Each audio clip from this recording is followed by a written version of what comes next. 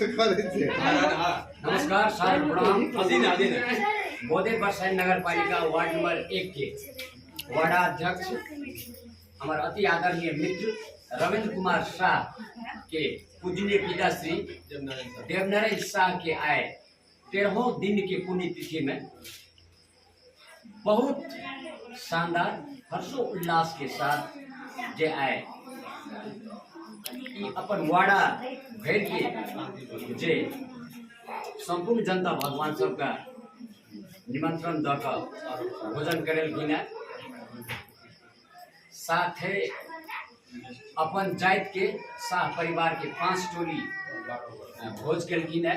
12 बरन ओना त पेशा से नेताजी छथिन त बड़ा और खुशी के बात है। संपूर्ण जनता लोग भोजन केलखिन।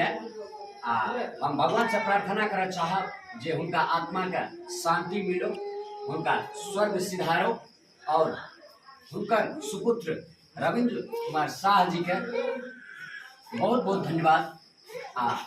भगवान से प्रार्थना कर चाहब इनका संपूर्ण शोकाकुल परिवार के धैर्य धारण करे के शक्ति दो। अंत में पुनः फिर स्वर्गीय रविंद्र कुमार शाह जी के पूजनीय पिता देवनारायण शाह जी के आत्मा का शांति दो। लास्ट में उनका प्रति हार्दिक श्रद्धांजलि अर्पण करें।